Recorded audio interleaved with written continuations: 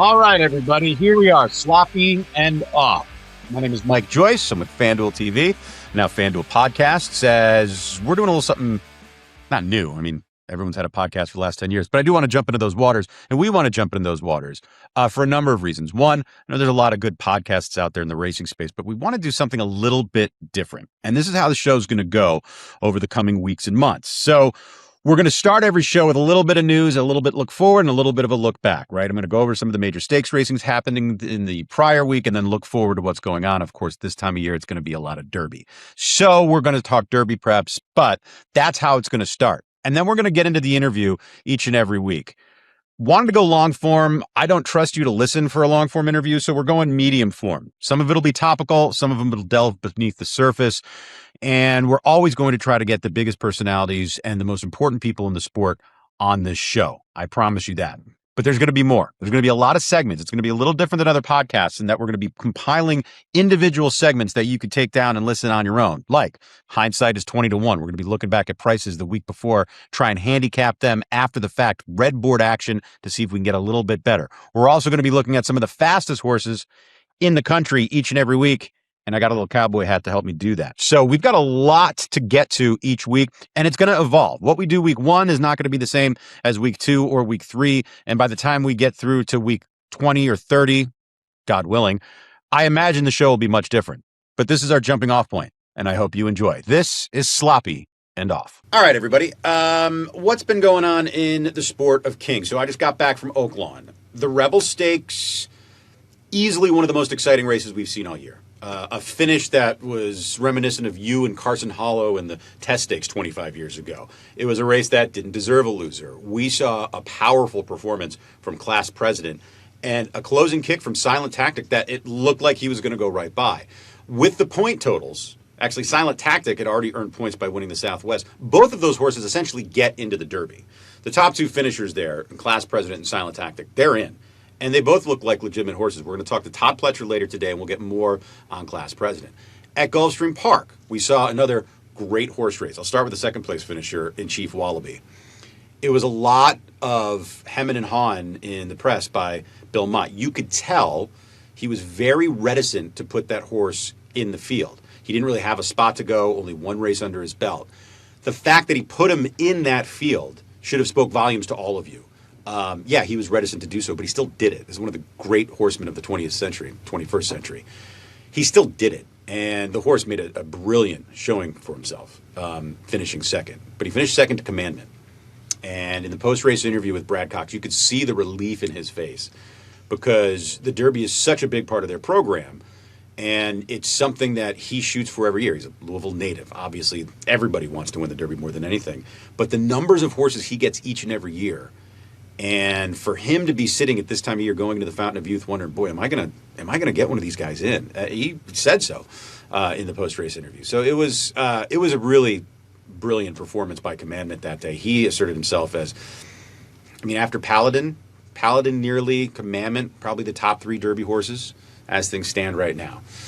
That's what happened on the racetrack, and we're going to take a look forward to a huge day of racing at Santa Anita, Big Cap Day, San Felipe Day, the Beholder Mile as well. We're also going to take a quick look at the Festival Day at Tampa Bay with the Tampa Bay Derby. But I do want to get into some topics that we don't typically talk about on the airways. I just want to let everybody know right now. HISA, CAWs, I'm not saying those things are off limits, but there are plenty of people out there fighting those battles. I don't really know what the corporate alignment of my superiors on the 10th floor or wherever. I really, honestly, I don't pay attention to that stuff, so I don't know who I would offend or who would fire me if I said something wrong about the various institutions in our sport. I also don't care to because I think there's people out there fighting that battle, plenty of them. On social media, it has dominated discourse. But I do think that there are solutions in racing out there that we've seen that I applaud. I actually don't know too many people that said anything to me about this, but the announcement of the Empire Trillium series between Woodbine and Naira, I really like that. I know it's not something you're going to write home about because it's state breds, but you're combining Canada breds and New York breds in a stakes series that when Belmont Park opens up, they're going to have an influx of horses into Belmont during the winter months, right? So it's not just going to be another dilapidated meet like what's going on at Aqueduct since they've tore up the inner dirt. They have a synthetic surface that they're going to run on. So there is that simpatico racing between the two. And I think it's going to create some good fields and some good wagering cards too, especially the first couple of years when you're trying to figure out how do these horses fit together coming from two separate jurisdictions. I like the creativity from a racing office, from a stakes program. I like when they do stuff like that. I come from a family of racing executives. My brother Eugene runs Wyoming Horse Racing. My dad was a racing executive. And so I've seen through that prism for a while. And when my brother went to Lone Star Park back in 2004, he stole the line from James Carville, it's the economy, stupid. He said, it's the gambling, stupid. And what he did at Lone Star Park was to try and bring some of the big gamblers back, right? To, use hospitality, to use different modes of enticement, right? And focus on the gambling, to make better wagering products day to day in the racing. And with all the problems racing's facing, sometimes I feel like we want these grand slam home runs. Oh my God, we saved racing. It's, man walking on the moon and it's some huge thing. But, sometimes it's the solutions that are in front of you, right? What Naira did with Woodbine, okay, that you can create something out of it. I think of Martin Panza, who was a great racing secretary, and he ran racing in New York. He was here at Hollywood Park prior to that. He rearranged that whole stakes schedule however many years ago in New York, right? Made those big super days. They served their purpose. Maybe it's time to split some of those days up, but at the time it was a great idea. And what was it? It was racing, right? He was creating a racing product with what they had, using the tools available to them, going out and hustling horses, getting them to come. One of the problems we have in California, we don't have enough horses here. And the outreach that they've tried, the Ship and Win was a tremendous success at Del Mar, and then they've continued into Santa Anita for multiple years, right? We've had racing solutions that have worked. Now, it's wedge theory, right? We're talking about 10% of the pie or 5% of the pie we're making better when there's 95% of the other problems aren't really addressed. But at least in those cases, we have some tools that are available to us. And I do wish that the stakeholders in this industry, all of them, FanDuel included, would look at the solutions available to us. Stop trying to reinvent the wheel. Just make the wheel a little bit safer, a little bit more round, a little bit faster, a little bit more efficient, something along those lines. And those incremental steps, I don't know if they're going to add up to save the game at any point, but those things are out there. And I will have the opportunity to watch and cover some of that Empire Trillium series between Woodbine and Belmont, and I'm intrigued. It's a racing product. It's not a new Breeders' Cup. It's not a new Triple Crown. It's not hundreds of millions of dollars, but it's $3.2 million over, 14 races. It works. They've got sprints and routes for, different ages and different surfaces and different, genders. It's, I think, a great try. And if it doesn't work, so what? It doesn't work. But I think things like that work really well most of the time when it's a racing-based solution. So that, to me, was just that little sliver of good news. I also have some other good news. To delve into politics and warfare on a racing show probably wasn't what I wanted to do in episode 1, but I did have some very dear friends that were stranded in Dubai after the war broke out between Iran and some of the Gulf nations and Israel and the U.S. Rishi Prasad, who you've probably seen on a lot of our coverage for the Breeders' Cup, the breakfast shows. We've used him on this network for years now, and he's a good friend of all of us. He got home today, texted me that he landed safely at Heathrow. Same with Tom Stanley, who I've gotten to know a little bit as well, covering the racing in Dubai. And Laura King, who does a lot for the Dubai Racing Network as well, have all made their way back to London, which is very good news. And a surreal scene. There was a great interview. Ali Bell interviewed Rishi Prasad, and they were talking about the goings-on at Dubai that night with, the occasional missile flying overhead, and here's Rebels Romance, winning it in impressive fashion for Sheikh Mohammed, and Sheikh Mohammed on site and dancing around and enjoying the racing despite what's going on. It's scary. It was a very scary time. I'm not going to pretend like I have the answer what's going to happen in Dubai or what's going to happen with the Dubai World Cup. We'll keenly keep our eye on it.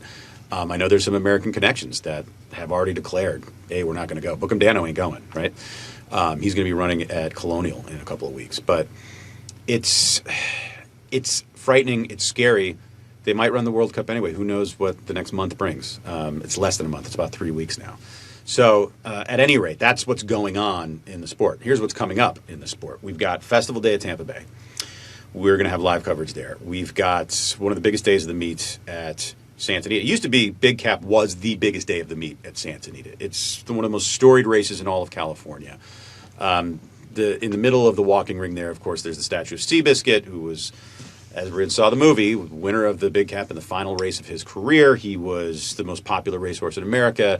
He garnered more headlines on major news publications in the 1930s than Franklin Delano Roosevelt, Hitler, and Winston Churchill combined.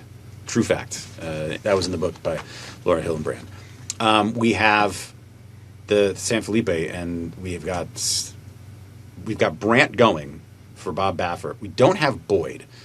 I wanted to get Baffert on the show today, but I opted for Todd Pletcher because he's got one running in Tampa Bay, and I also really want to talk about Class President and Nearly. But for those of you following workouts, Boyd has been working out. I thought he was going to show up with Boyd at the Rebel. I really did. I didn't think it was going to be a litmus test because if you look at the workout, just the patterns, I've said this a million times, I don't watch workouts like a Christina or an Andy. I'm not going to pick something up like Simon Bray. But I can read, sort of. If you look at the workouts, he'd been working fairly consistently, and he had those back-to-back 5 furlong works. That's usually the Baffert go sign of, we're ready to rock. But he didn't show up in the entries in the Rebel. I'm like, okay, so is he going to put Brandt and Boyd together in the San Felipe? No, he's not in that one either. So I'm very interested because when Boyd won his debut, it was the same day that Brandt barely held on in a stakes race at Del Mar. And a lot of people were saying, oh, I think the undercard horse was better. I think Boyd was better. I mean, Brandt came back and made a good showing for himself in the Breeders' Cup Juvenile. But Boyd was kind of that sexy horse. Like, hey now, what's this horse going to do? So I'll be interested to see. But it's March. It's getting to be crunch time. All of these races on the Derby Trail are essentially winning you're in. I've never seen a Derby. They always tinker with the points a little bit, but I've never seen a Derby where 50 points didn't get you in. I don't even know if that's mathematically possible. So it's go time. It is crunch time. We're going to have live coverage for that. I'm very excited to be at Santa Anita, and then I'll be on the road. I'll be at the Virginia Derby. I'll be back in New Orleans for the Louisiana Derby, and then back to Arkansas for the Arkansas Derby. And by that time, we'll have the following week will be the Bluegrass and the Santa Anita Derby. We'll know a good chunk of that Kentucky Derby field. So that was the gate break. Quick cursory glance of the goings on in the sport. I did a little soapboxing there, but I do hope all of you stick around for what's coming up next because we've got one of the greatest trainers to ever throw a saddle over the horse coming up next. Our medium form interview coming up right now with Todd Pletcher. Very pleased to welcome into the program Hall of Fame trainer Todd Pletcher, who's coming off of a nice weekend. Hey, before we get going on some of the other topics I want to talk about, the first thing I need to ask you about, because I was there, was the performance of Class President and how much were you expecting something big like that, and what was it like to watch it from afar? Well, we've had high hopes for this colt from the very beginning, and last summer we thought he was at kind of right at with one of the best 2-year-olds that we had. We had a little bit of a setback, so he came back from Windsor after a little freshening. He's trained really well. We always felt like he wanted to stretch out. We kind of had to call an audible there and back up in distance in the swale because the allowance race didn't fill, and we felt like we wanted to keep moving forward and possibly set him up for one of these big prep races. So we zeroed in on the Rebel, and it's just one of those things that worked out really well. But it was a heck of a race to watch. I mean, once I thought he was going to win, then I thought the other horse was getting by him, and he kept finding a little more, and so it was one of those things that I was literally watching on my iPhone because we were traveling at the time and pulled over the side of the road to watch it, and yeah, it was fun to see. So the part of this that the tea leaves I don't know how to read, and even though I've been in this game my whole life, a performance like this from Class President, because he was a little light on experience, but for him to battle back like that, I mean, it shows you what he had, it shows you what he's got. But how does that kind of a race affect horses in general? How does it affect Class President? Is it good at this point to have them in a dogfight in a real battle like that, or would you have rather he had a little bit easier time at this stage of the Derby Trail? That's a great question, and I think it's a one that I've heard multiple trainers answer in different fashions, and I think you know probably the guy that's the most successful in all the Triple Crown races and Triple Crown preps is Bob Baffert, and I've heard him say that you want that stern test along the way, and then I've also you could also argue that, the path of least resistance and getting to the Derby as fresh and as you possibly could is also another approach. But I mean, I think, what he needed to prove to us and everyone else was that he's capable of competing at this type of level around 2 turns. We always thought he could, but now it's great to see that he has. So obviously, this is a few days ago was the race. So you probably don't have plans for him, but what's on the menu as far as his next start? I haven't had a real chance to talk to all the WinStar connections and China Horse Club and those guys about which direction we're going to go. The Arkansas Derby, you can make an argument for that. The same day they run the Florida Derby, if you didn't want to travel again. Of course, a week later you got the Bluegrass, the Wood Memorial. So a lot of options.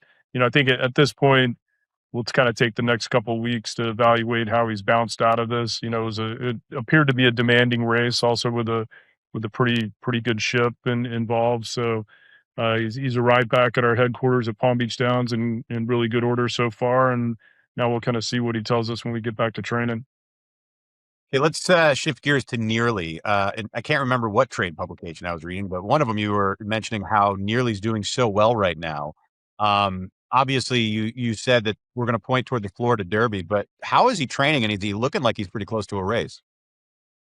Yeah, I mean, I think the biggest challenge is kind of keeping him on the ground during this break between the Holy Bull and the Florida Derby. And it was a little bit of a tough call because he's doing so well, and you want to maintain his sharpness, but you also want to keep in mind that hopefully not only is the Florida Derby a goal, but obviously the Kentucky Derby as well. So we just felt like he had 4 races pretty close together, and if we were going to give him that spacing, now was the time to do it. And so scheduled to breeze 5 furlongs tomorrow, and knock on wood, so far doing fantastic and right on schedule.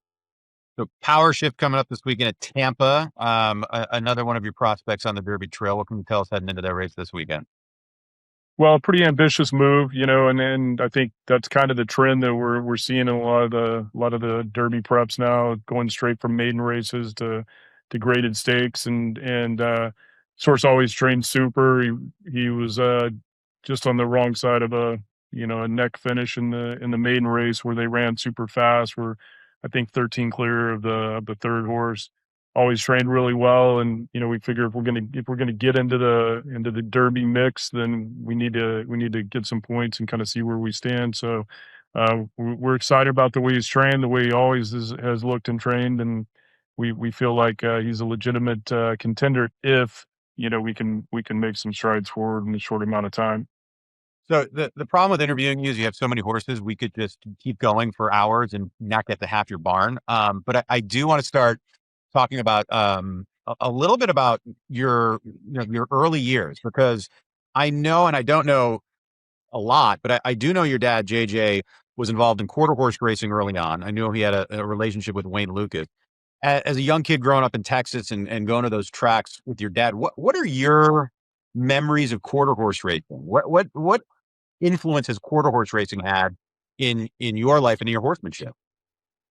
Well, the horse that I always referred to was a horse that my dad trained. He was a 2-year-old in 1975, which is sort of an easy year to remember because the real tough competitor and the eventual All American Futurity winner was a colt named Bugs Alive in '75, and so this horse that my dad had named Chicksteck.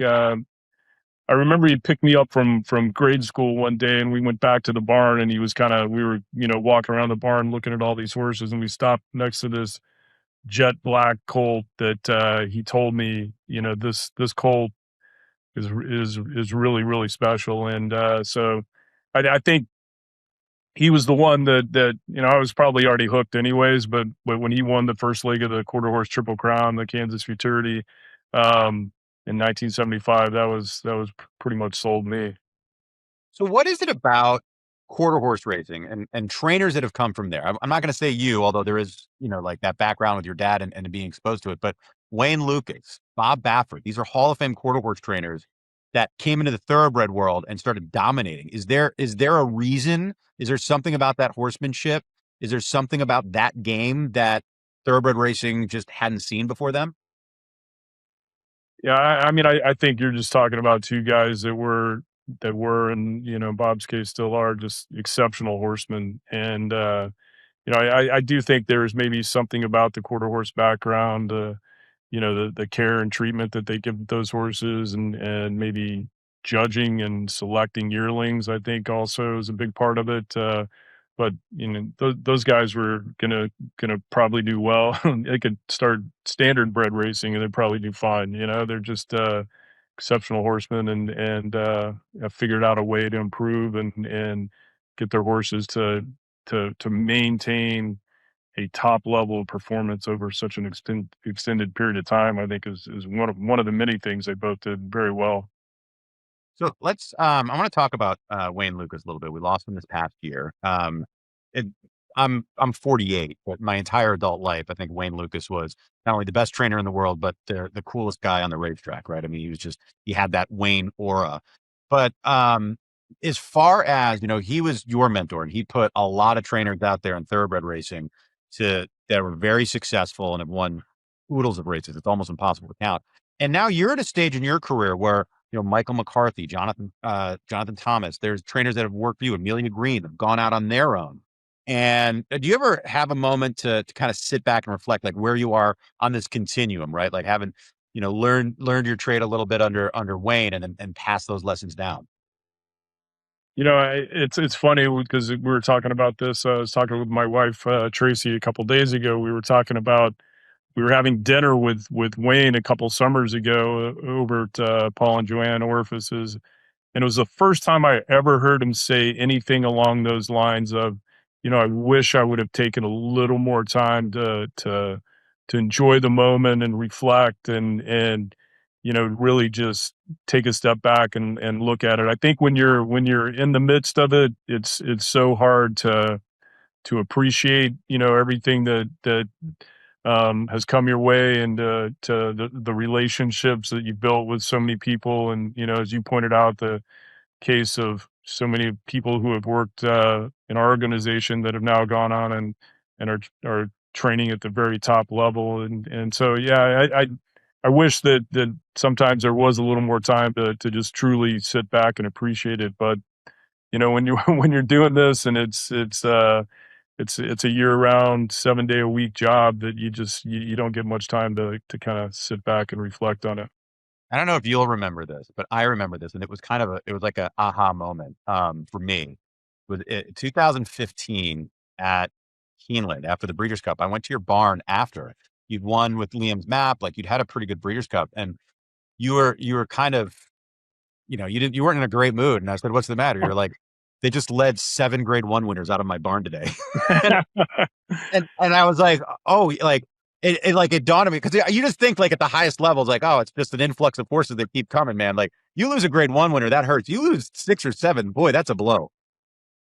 Yeah, I mean, it's bittersweet, because I mean, I think ultimately that's our primary job, is for us to hopefully get those horses in, and if we can get them to the Grade 1 level, and especially with the colts, get them to a stallion barn, and I mean, that's ultimately what we really want to do. But like at the end of last year, when Fierceness and Mindframe and Locked and all those horses, it's just you can sit back and in that moment and say, wow, I realize how difficult it is to replace those type of horses.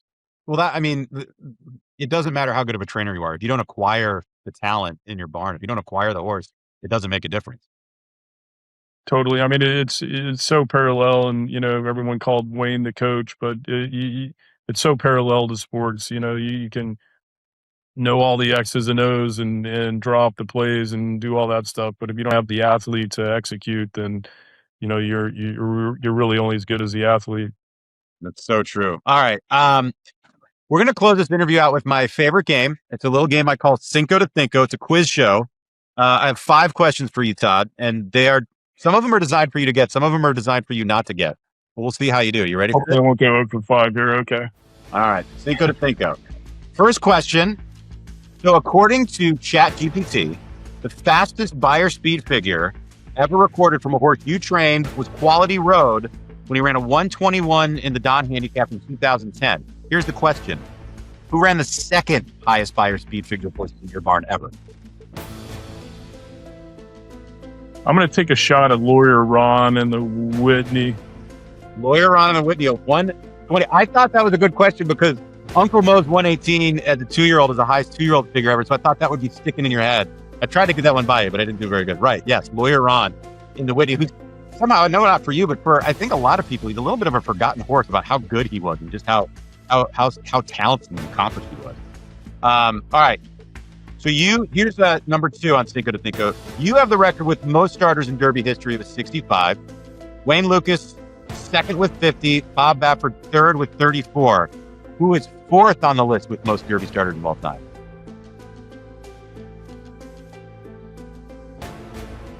So you got to go back a long time for this. You got to go back. If you get this, I'm going to send you the top. I'm going to take a shot at Ben Jones.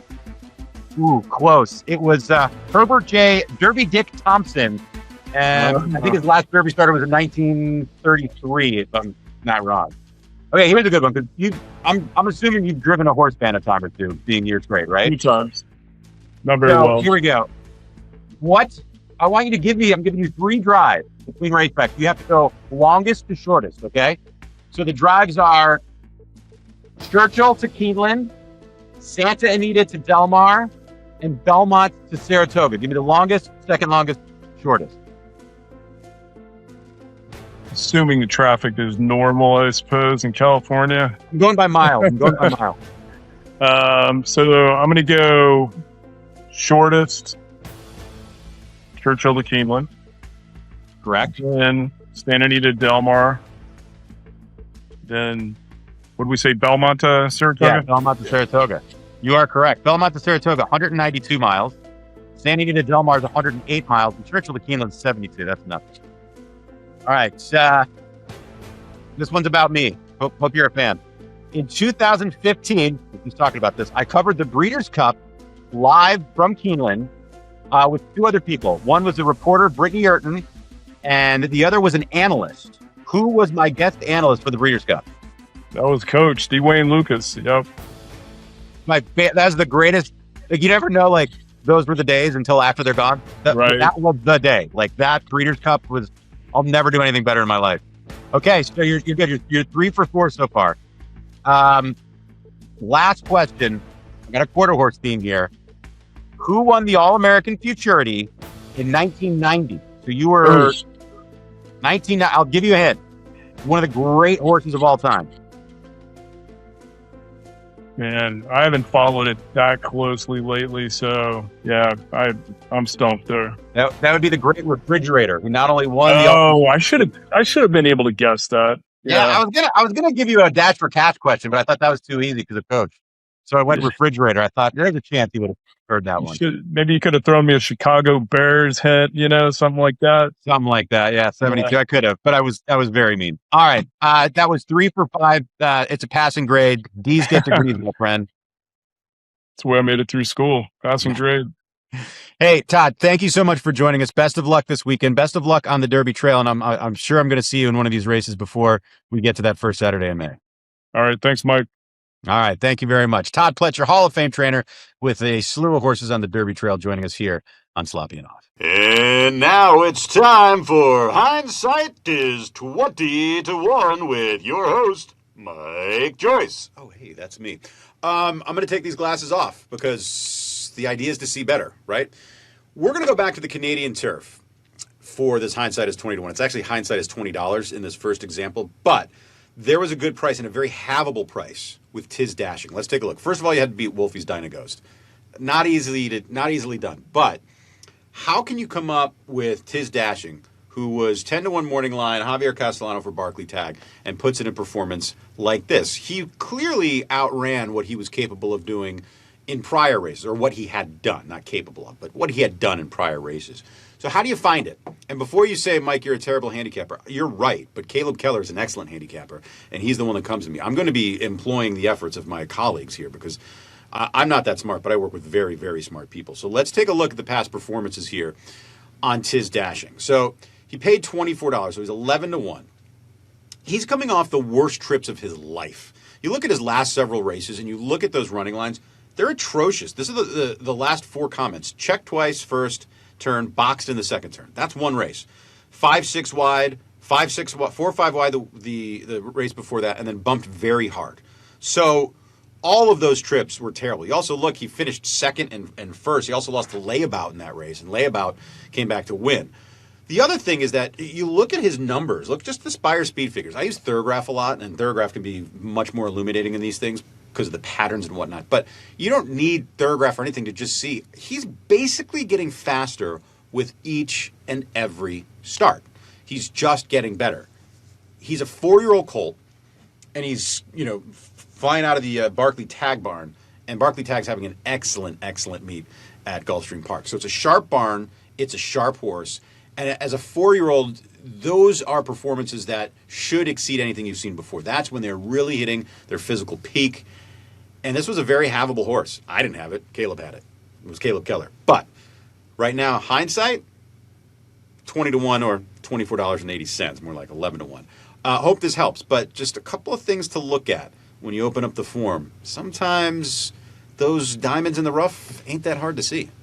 Okay, so this next segment we can't do because it's week 1. But what we're going to do is follow our social. We're setting up a phone number that you can call. It's going to be called Hot Mike. And I want you to save all your hate for this. It's not a safe space. It's the exact opposite of a safe space. Please call in and make fun of me. You can also call in, ask questions, call in, make requests. If there's someone you want to see on the show, hear from on the show, stories you want told. But for the most part, it's your chance to call in and put your voice on the record and ripping yours truly. Don't worry, I can take it. I got 6 older brothers. Here's the kicker. I got 6 older sisters, too. So the psychological abuse may have exceeded the physical abuse at times during my childhood. But I promise you, I'm calloused and I can take it. So Hot Mike, in the next couple of weeks, we're going to set up a number the next day or two, and we're going to tweet that out there, post it on X, Facebook, Insta, TikTok, whatever you get your social media fill from. And please feel free to call in, and we'll be playing your calls on this show, Sloppy and Off. All right, everybody, I'm your new host on the show.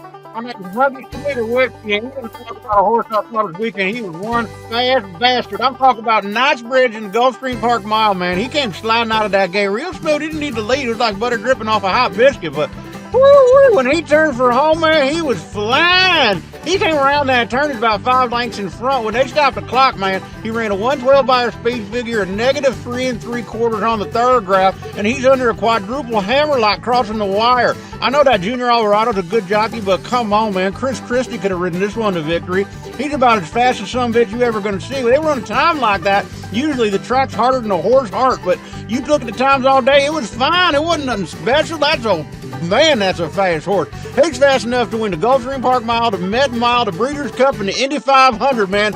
That Knightsbridge, he is one fast bastard. All right, everyone, that's going to do it for the first episode of Sloppy and Off. I want to thank everyone, my producer, Justin Powell, Todd Pletcher for joining the show, and our resident bastard analyst, Hubby, Twiggle Whiskey, who's jumping in with one fast bastard. We'll be back next week as we look forward to the Virginia Derby. The 2 weeks after that, I'm going to be bringing you this show from the road. I'll be in New Orleans and then Hot Springs. But thanks for joining us. I'm Mike Joyce, and I've been Sloppy and Off.